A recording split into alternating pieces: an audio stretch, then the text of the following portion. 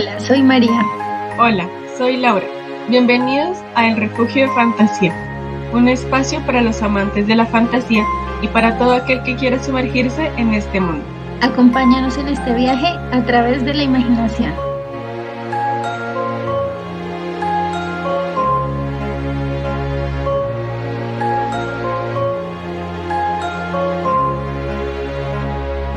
Bienvenidos a la temporada 1. En esta estaremos hablando sobre qué es la fantasía desde distintos puntos de vista. Hoy conversaremos sobre Todorov y su definición de lo fantástico. Todorov nació en Bulgaria en 1939. Estudió filología eslava en la Universidad de Sofía. Su tesis doctoral fue dirigida por Barth y en 1970 publicó Introducción a la literatura fantástica, libro fundamentado en el análisis estructuralista. Y ha sido un libro clásico de la definición y en la discusión sobre la literatura fantástica, sobre qué es lo fantástico. Entonces, en ese libro, Todorov plantea un estudio del género. Busca encontrar ese rasgo específico que pues permite que lo fantástico sea lo fantástico, por decirlo de algún modo, ¿no? Como ese rasgo que distingue a lo fantástico de los otros géneros literarios. Teniendo eso en cuenta, Todorov encuentra que el rasgo principal o la característica, sí, como principal de lo fantástico es la vacilación. Es decir, es un momento de duda en el que el personaje y el lector del libro no saben definir, decretar, pues así como concretamente, si la situación que están viviendo se da por causas naturales, pero que son muy, muy extrañas, o por causas sobrenaturales y por ende fantásticas. Ese momento de vacilación, de duda, de incertidumbre, en que el lector y el personaje no saben si lo que está pasando es debido a algo sobrenatural o algo que en verdad es posible en el mundo real con las leyes que tales como las conocemos, es lo fantástico. Ese momento de duda. Entonces, cuando ese momento de duda se acaba y logramos definir eso que estaba pasando, ya sea por lo sobrenatural o por causas naturales, pero muy extrañas, salimos de lo fantástico. En ese momento ya estamos en otro género, según Todorov. Si llegamos a la conclusión de que lo que estaba pasando, el hecho de que el fantasma entonces, por ejemplo, algo así como en Scooby-Doo, que empiezan a investigar. Y entonces el fantasma era un señor disfrazado y que hacía yo no sé cosas con qué máquinas y entonces hacía que volaba y todas esas cosas, secuestraba personas y las metía en un sótano, no sé, algo así como Scooby-Doo. Pero como que lo hacía una persona de verdad y no era un fantasma de verdad. Entonces ya no es lo fantástico, sino que pasamos al terreno de lo extraño. Esos eventos, pues valga la redundancia, extraños, pero que tenían una explicación natural, posible por las leyes naturales de nuestro mundo tales y como las conocemos. Mientras que si en el caso, otra vez con el ejemplo de Scooby-Doo, el fantasma sí resultara un fantasma de verdad y no un hombre disfrazado con una sábana, entonces ahí la causa de la situación que estamos viviendo sería sobrenatural y en ese caso pasaríamos a lo maravilloso y abandonaríamos lo fantástico. Otro punto a resaltar es que Todorov hace una cierta equivalencia entre lo sobrenatural y lo maravilloso. Para él, lo sobrenatural es maravilloso, aunque necesariamente no tenga que ser siempre así. Eso que acabas de decir me parece muy importante porque nos plantea esa pregunta: ¿por qué es lo real? Es decir, para poder cuestionarnos sobre lo extraño, tenemos que tener en cuenta también qué es lo real y además tener siempre en cuenta que esos acontecimientos extraños son necesarios para que pueda existir esa vacilación. Es decir, ese acontecimiento que rompa lo normal, que interrumpa en lo que se considera normal y genere esa vacilación, esa duda sobre lo que está pasando es extraño o es maravilloso, o sea, no poder responderle y tener esa incertidumbre pues a lo largo del relato, porque Todorov también dice, pues la idea es que esa vacilación dure a lo largo de toda la narración, porque en el momento en el que tú ya tienes la respuesta, se rompe. Entonces, lo ideal sería que durara, que ya sea al final, cuando tú termines el libro, que puedas decidir qué pasó.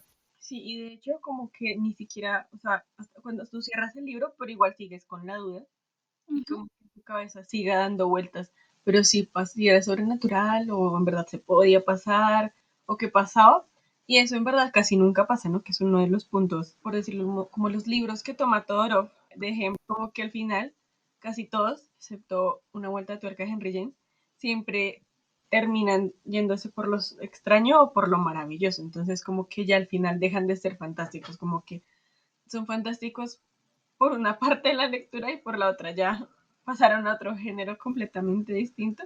Sí, y de hecho relacionado con eso que dices, pienso en la invención de Morel de Bioy Casares.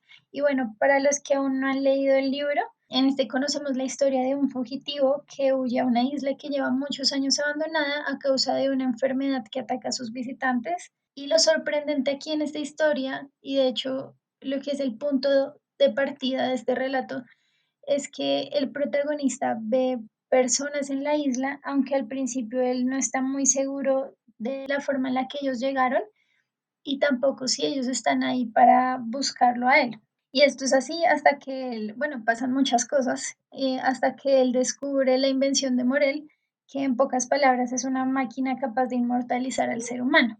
Y bueno, pienso en esto porque en la narración llega un punto en el que se pierde la vacilación, tanto para el protagonista como para el lector, porque cuando descubrimos todo el misterio de la invención de Morel, encontramos justificaciones científicas que explican el funcionamiento de esta máquina. Y pues yo creo que ya con todo lo que hemos dicho hasta el momento, de acuerdo a Todorov, en ese punto en el que encontramos estas justificaciones, ya salimos de lo fantástico y pasamos a lo extraño. Pero es interesante porque antes de encontrar esta máquina, vemos que el protagonista se está cuestionando sobre lo que está viendo. De hecho, llega un punto en el que él empieza a dudar de sí mismo y se pregunta si lo que está viendo es producto de los alimentos que ha consumido en la isla. Pero pues ya cuando encuentra la máquina, sus dudas se desvanecen y pues algo que me parece muy interesante es que aunque la máquina y este poder que tiene de inmortalizar no deja de ser asombrosa para el lector, se pierde ese momento de duda que nos permitiría hablar pues de lo fantástico según Todorov.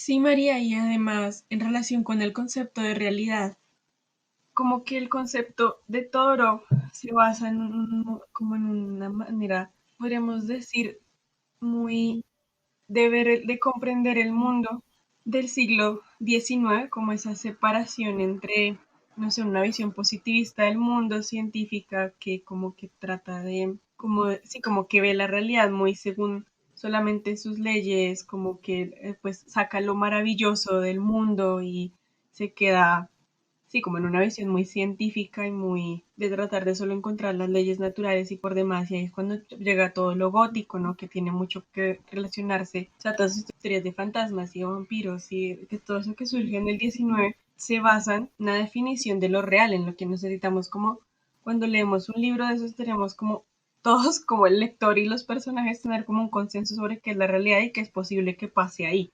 Si no tenemos un acuerdo entre como, bueno, lo real es que el sol sale todos los días y uno anda por ahí, se cruza con personas, pero no con fantasmas. Entonces, si tenemos ese, como ese consenso, ese acuerdo de qué es la realidad, lo sobrenatural o lo, como esas cosas que pueden romper esa cotidianidad pueden entrar.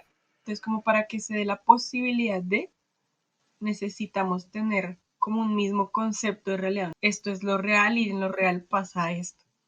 Y esto es verdad, para que luego todo ese impacto de Dios santo está entrando un fantasma en mi vida, como de, en verdad haga que la estructura de comprensión del mundo del personaje se rompa, se fragmente y pues genere toda esa duda. Sí, de acuerdo. Y además siento que eso también posibilita lo que él considera tan importante y es que el lector pueda identificarse con el protagonista. O sea, él dice que eso es como básicamente uno de los requisitos, incluso que el protagonista también pueda llegar a experimentar esa vacilación para que al identificarnos con ese protagonista, pues también tengamos la duda constantemente, que nos preguntemos tal vez también que podamos recurrir a nuestras propias experiencias. No sé si tal vez en algún momento estábamos acostados y sentimos pasos en, en la casa, pasos misteriosos, como volver a eso, pero preguntarnos también desde las dudas que está experimentando el protagonista, como compartir eso, esa experiencia. Sí, total. Y siento que es como algo, un rasgo muy importante como de lo fantástico, según pues, Todorov, que la gran mayoría de veces esos textos están relatados en primera persona. Entonces, pues, como están pues, contados desde esa perspectiva, conocemos realmente la realidad solo desde la visión del personaje, o sea, solo sabemos lo que está pasando en ese mundo que supuestamente es nuestro mundo porque se hace identificación desde los sentimientos, desde como la epistemología del personaje, desde las emociones y eso, como decía María, esa duda, esa vacilación entre, bueno, yo creo que vi un fantasma, pero no estoy seguro. Y entonces voy a hablar con tal y me dice, oye, estás loco, estás loca. Digo, bueno, sí, de pronto estoy loca. Pero entonces después vuelve a aparecérseme el fantasma y yo vuelvo a escribirlo en mi diario o en lo que sea que esté, o en la forma en la que esté, pues narrándose la historia.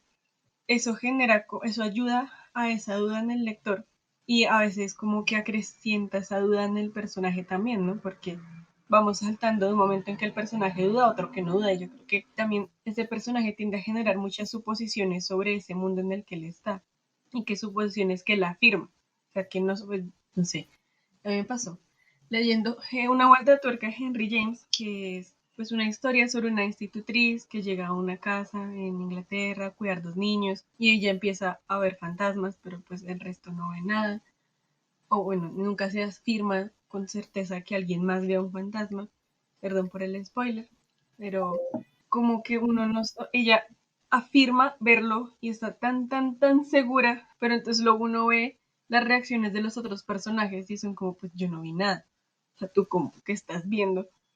Entonces eso genera como, sí, como que esa dualidad de conocer solo la perspectiva del personaje, pero al mismo tiempo, no sé, mediante los diálogos, por ejemplo en el caso de Henry James, que entra la perspectiva de los otros, o al menos lo que los otros ven o no ven, pues eso también mantiene al lector en esa duda de qué está pasando en verdad, ¿no? Si lo que me están contando es verdad o no es verdad porque le pasa a un solo personaje o necesitamos como... Y ahí puede surgir una pregunta, creo yo, y es como, ¿para qué creamos en lo fantástico? ¿Lo tiene que ver solo una persona? ¿O como que tiene que estar apoyado por las otras personas de su entorno, ¿no? Porque si lo veo solo yo, tal vez me crean loca o algo por el estilo, ¿no? O como paranoica. Pero si alguien más lo ve y confirma que yo no estoy loca, que yo en verdad estoy viendo un fantasma, pues eso puede afirmar, reafirmar la existencia de lo sobrenatural como una manera más fuerte y clara. Y relacionado con eso y con lo que estabas mencionando ahorita del relato en primera persona, también me parece interesante que tanto en Un giro de tuerca como en La invención de Morel, el relato llega a los lectores gracias a la figura de un intermediario y yo siento que esa figura de una forma también valida la existencia de esos personajes. En Un giro de tuerca se trata de un manuscrito que la institutriz le deja a un hombre que pues era muy cercano a ella y en el segundo caso hay un editor que encuentra el diario del protagonista, aunque no sabemos cuándo ni cómo. Algo interesante también es que este intermediario no intenta como persuadir al lector o su interpretación, sino que lo deja muy abierto para que sea el lector quien decida si creer que eso pasó o no. Y en el caso del diario es interesante que el editor solamente interviene dos veces, es un par de notas de pie de página que él deja y en una de esas notas él habla sobre la ubicación de la isla. Él dice como la ubicación real no era esta, sino era otra, distinta a la que el protagonista escribe, pero no escribe nada más. Y siento que ese silencio de él a lo largo del relato también dice mucho. O sea, si lo corrigió en la parte de la ubicación, pero no escribió nada más respecto a los hechos que el protagonista vivió, siento que ese silencio de alguna forma también nos habla como lectores. Sí, como lo que hablas de como que uno está medio preparado para que pase algo. Ujú. Entonces, como esa creación literalmente que estamos en nuestro mundo real, ¿no? Y entonces como que, ¿verdad? Se necesita esa equivalencia de el mundo del libro, de la historia, es el nuestro, pero también es como la creación de esa aura que está alrededor, esa aura, no sé cómo llamarla, como, no sé, oscura, que también como que posibilita esa apertura a que pase algo, ¿no? Y esos nervios y ese miedo como en que está como que sabemos que no, como que es imposible que salga un fantasma supuestamente, pero entonces nosotros estamos leyendo que no, entonces el personaje sintió que se oscureció más el cuarto o empezó a escuchar o el viento entraba por las ventanas y la madera de estas crujía y eso genera un cierto ambiente Ujú. de tensión, ¿no? Que también es algo que pues yo no veo películas de terror, pero pues usan, que no, yo no sé alguien que vea películas de terror, cuéntenme, pero pues para generar tensión eso pasa, ¿no? La música, o sea, es muy, también en estas historias hay como dos sentidos muy importantes y uno es como la visión, porque es la visión lo que va a corroborar que en verdad está el fantasma, o sea, lograr verlo, lograr capturarlo en escena, al monstruo, al fantasma, a la criatura que esté, o el ser humano disfrazado que esté haciendo algo, o lo que esté pasando, captarlo con la visión, es lo que va a definir si esto es extraño o es maravilloso, básicamente como es agarrarlo en el acto literalmente y como obtener esa prueba de en verdad está pasando algo o no. Y la audición, el audio, como eso que también ayuda a generar un aura, ¿no? Y también el ver. Entonces la casa era muy grande y estaba vieja y era una antigua mansión y tenía la pintura, no sé, como un poco caída en la puerta, como, y también los sonidos que produce, todo eso ayuda a generar así como una atmósfera de aquí puede pasar algo, Ujú. de lo que también es algo que se viene construyendo pues desde las novelas, desde sí, desde las novelas góticas y todo eso crean todas esas auras y que esas auras son súper importantes para la historia que se va a desarrollar. Y yo creo que un punto importante también es la forma de lectura que propone Todorov, porque él dice que en las historias que son fantásticas solo puede haber una forma de lectura. Y es como esa primera vez que uno lee, y entonces en esa primera vez uno no sabe lo que va a pasar, y eso permite que uno se meta en la historia y esté en la vacilación, porque uno, sí, porque uno no sabe qué va a pasar, uno no comprende si eso es extraño, si es maravilloso, uno, sino hasta el final, mientras que si tú vuelves a leer, cuando ya una segunda lectura, pues tú ya sabes lo que va a pasar y es posible que ya te hayas definido como no, pues esto es extraño o esto es maravilloso, entonces lo que como cuando uno lee una novela policíaca o de detectives, entonces que uno ya la segunda vez ya sabe qué es lo que dijo el detective en tal parte, que esa pista va a llevar a esto, como que uno ya está en otras cosas, ¿no? Uno está tratando como de ver cómo fue que se descubrió ese misterio, cómo que fueron esos detalles que uno se fue perdiendo a lo largo de la historia que permitieron llegar a ese desenlace, mientras que la primera vez que tú la lees, pues no estás tan consciente de todas las pistas que están apareciendo ni de cómo se ha trazado ese camino para llegar, no sé, del asesinato hasta pues el perpetrador del mismo. Entonces, como que solo puede haber una primera lectura porque en ese momento sí podemos dudar porque no conocemos la historia, porque no conocemos los personajes, porque no sabemos qué va a pasar. Siento que al afirmar que eso será así, de alguna forma estaríamos homogeneizando la experiencia de lectura cuando estamos ante un texto que ya hemos leído y queremos volver a leer. Y creo que vale la pena también tener en cuenta cuál sería la intención de esa relectura, porque creo que esta también incide en la experiencia y en el hecho de llegar a fijarnos en ciertos aspectos más que en otros. Si leemos para hacer un ensayo o si leemos por placer, pues no es lo mismo, ya son como experiencias de lectura y situaciones de lectura muy distintas. Por eso creo que es difícil afirmar cómo sería esa relectura, o sea, decir, cuando vuelvas a leer esto, pues te vas a fijar más en estos aspectos que en otros. Y ya que mencionaste las novelas policíacas, pienso en Sherlock Holmes, especialmente en El perro de los Baskerville, que siento que es en la que más se podría mantener esa vacilación en el lector.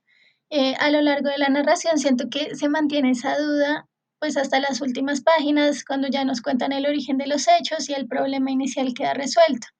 Y aunque solo lo he leído una vez, pienso que un factor importante a considerar también es el tiempo que pasa entre una lectura y otra, porque quizás eso también incide en si se pierde o no la vacilación al releerla. Pero también pensando en libros que he releído varias veces, como El nombre del viento o Narnia, si bien sé qué pasa, no podría afirmar que las emociones generadas en la primera lectura se pierdan al releer. De hecho, en muchos casos siento que varían o incluso incrementan, Aunque claro, estos ejemplos se saldrían de lo que para Todorov es lo fantástico. En el primer caso sería lo extraño y los otros dos desde el inicio serían lo maravilloso. No habría presencia de lo fantástico ahí. Entonces, pues bueno, volviendo a un giro de tuerca, que como dijiste es el ejemplo que el autor propone, tampoco sé si una relectura me llevaría a estar pensando solamente en, no sé, aspectos como la forma en la que se va construyendo esa aura de misterio o en la forma en la que la actitud de la institutriz incide en la percepción del lector o en las apariciones de los fantasmas y cómo se hacen creíbles para que el lector mantenga la vacilación. No sé, creo que como dije al principio depende mucho de cada lector y de su intención de lectura. Y por eso decir que en una relectura necesariamente se pierde la vacilación me parece una afirmación pues que da por sentada una forma establecida para la experiencia de lectura. Sí, no, total. De hecho, empiezan los problemas de Todorov. Uno es que, en verdad, su definición de lo fantástico es muy reducida. O sea, yo creo que cuando yo Sí. pienso en literatura fantástica hoy en día no pienso en lo que dice Todorov. O sea, como que lo que dice Todorov, sean historias de fantasmas o de vampiros o lo que sea, yo lo pienso y es como, bueno, eso es parte de la literatura fantástica, pero es una parte, no es Ujú. toda la literatura fantástica. Mientras que en Todorov, básicamente, esa vacilación es la literatura fantástica, ¿no? Si ya nos pasamos a lo sobrenatural, entramos en la literatura lo maravilloso. Por ejemplo, eso ya es otro nombre, otra categoría de otro género. Sí. Entonces, y cuando yo pienso en lo fantástico hoy en día, y yo creo que cuando uno va a una librería y busca literatura fantástica, pues puedes encontrarte una historia de fantasmas al lado, una fantasía épica al lado de, no sé, de cosas muy locas. Y hoy en día que las personas, no sé, como que tratan de sacar y sacar subgéneros y subcategorías de lo fantástico que lo definen hasta, por ejemplo, fantasía histórica, fantasía por tal rasgo, porque el personaje era un héroe, porque era un mago, porque, o sea, en verdad, como que se sacan subgéneros porque se hizo en la época victoriana, porque se hizo en el pasado, en el futuro, o sea, como que sacan tantas categorías que como la definición de Thor de fantástico tiende a reducir mucho y a excluir también mucho, porque pues yo al menos diría como pues la fantasía épica entra en lo fantástico, ¿no?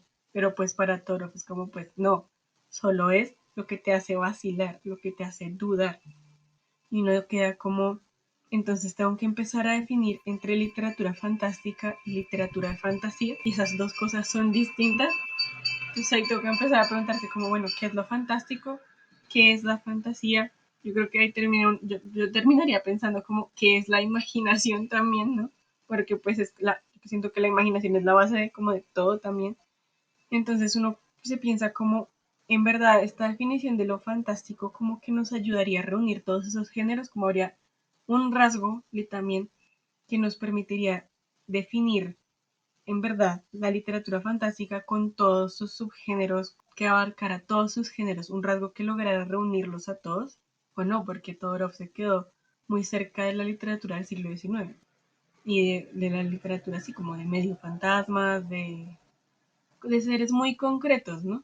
Demonios, fantasmas, vampiros, ahí no es como que pueda aparecer una, por decirlo de algún modo, o como que no podemos irnos a un mundo secundario completo tampoco, porque necesitamos estar en este y saber que estamos no en el mundo real, con comillas, por decirlo de algún modo, ¿no? Como que se abre la posibilidad de que entre eso extraño, eso que rompa con todo, pero pues no podemos irnos a esos mundos totalmente extraños, totalmente otros, con otras leyes pues por completo, porque solo lo importante de lo fantástico es que afecta y cambia este mundo. Y tal vez eso también es valioso porque pues viniendo como de una visión como muy positivista, muy de esto es la verdad, esto es real, esto no es real, pues también lo fantástico puede presentarse como una forma de romper con esa visión tan a veces un poco cerrada del mundo que sí se dio con el positivismo, ¿no?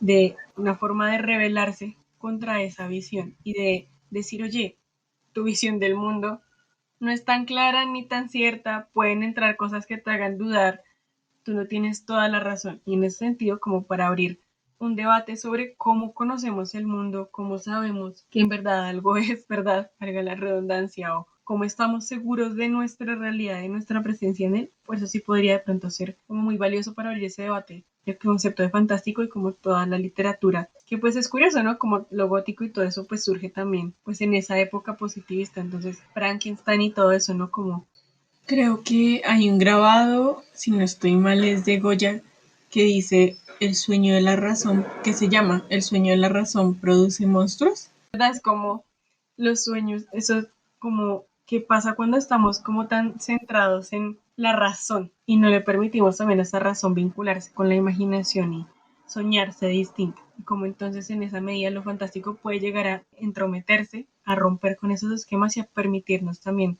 pensar de otra manera y ver y vivir la realidad de otra manera. Creo que eso sí, pues podría ser valioso de todo y en general de lo fantástico. Sí, relacionado con eso, pienso de nuevo en la pregunta inicial de qué es lo real y pensando en que Todorov dice el lector tiene que identificarse con el protagonista. Pienso entonces cuando leemos fantasía épica, por ejemplo, que para Todorov ya eso sería, ya no sería fantasía, sino sería lo maravilloso. ¿Qué pasaría? Y uno como lector se puede identificar con los personajes, así estén en un mundo donde hay dragones, donde hay criaturas fantásticas, yo me puedo llegar a identificar con ese personaje, con lo que está viviendo y de alguna forma eso queda conmigo y me ayuda a transformar también mi mundo. Vuelve entonces ahí la pregunta, ¿qué es lo real? Y bueno, ¿de qué forma eso también que estamos leyendo puede también afectar nuestro mundo? Sí, total. Y de hecho yo no sé si la fantasía épica andaría no, por lo maravilloso, porque como, no sé, o sea, como todo,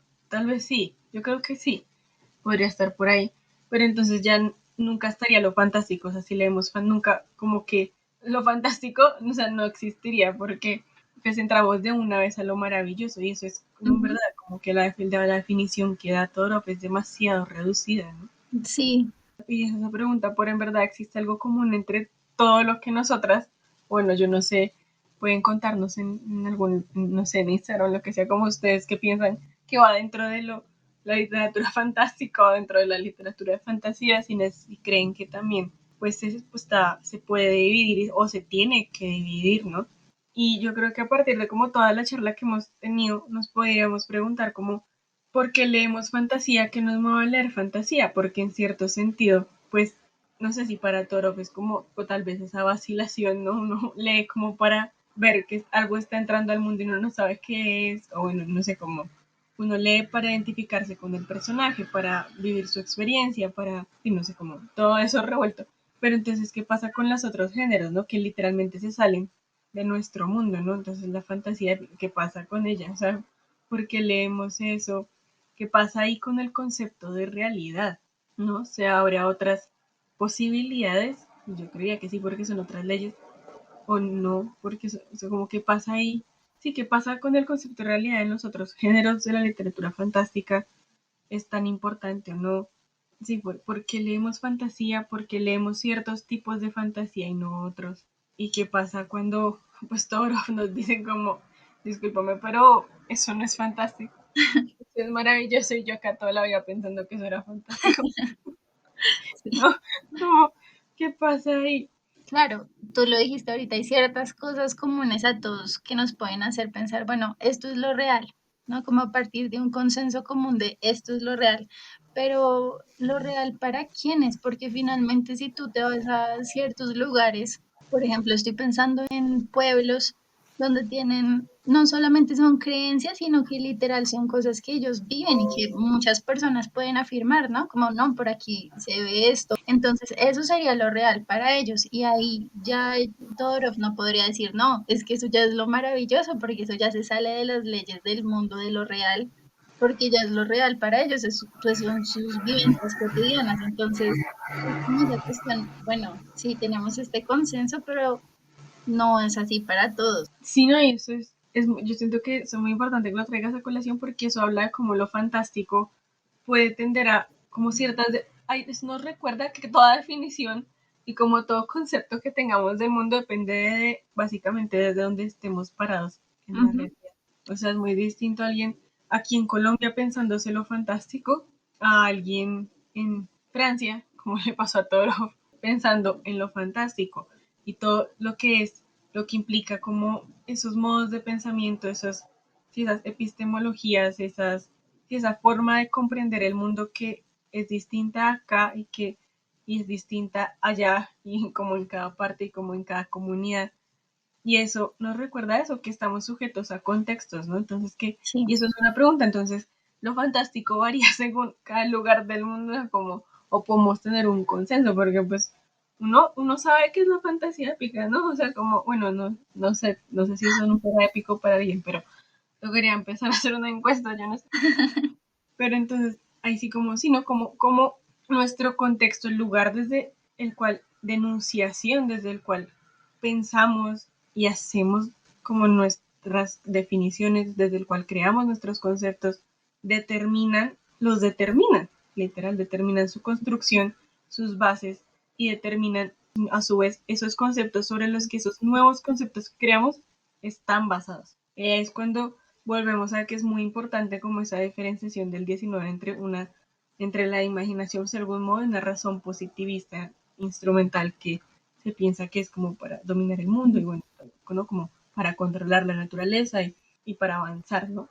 Versus esa imaginación que se sale de eso. Y eso es muy importante. Pero sí, eso es como muy, sí, porque es que esto es de otro capítulo, pero leyendo para Mendelssohn sobre el realismo mágico, ella decía eso, que es muy distinto que para los ingleses, por decirlo algo, para las personas de lengua inglesa, es lo real maravilloso, es realismo mágico, perdón, lo real maravilloso es otra cosa. Es mágico porque para ellos tienen como una diferenciación entre lo real y lo no, y lo mágico muy fuerte. Entonces ellos leen Cien años de soledad y pues qué increíble que alguien se haya ido volando, ¿no? Pero como que aquí en Colombia pues eso no tiene por qué ser tan increíble porque hay creencias y hay sí, modos de entender el mundo que permiten, o sea, que permiten y generan y posibilitan que las personas en verdad digan, pues sí, se fue volando y pues es normal, ¿no? O sea, como pues eso puede pasar o uno puede nacer con cola de cerdo y no pasa nada. Y está la creencia de, no sé, como las brujas existen o están por ahí, o entonces las leyendas, el Moan, la patasola que anda por allá en los bosques y como que el mundo está más poblado de cosas, que no digo que en Inglaterra, Estados Unidos no lo esté, o en donde sea no lo esté, pero sí es una comprensión distinta del mundo y pensarse eso, como esas desde el lugar en el que comprendemos determina lo que literalmente definimos como real y como no, y como eso permite un cierto tipo de lo fantástico y una cierta relación con lo fantástico. Y pues yo creo que aquí podríamos seguir hablando durante mucho tiempo, aunque nos faltaron un montón de temas, ¿no? Como todo, todavía se puede seguir hablando, pero yo creo que una de las preguntas más grandes que podemos pues dejar después de esta conversación es literalmente preguntarnos otra vez qué es lo fantástico, ¿no?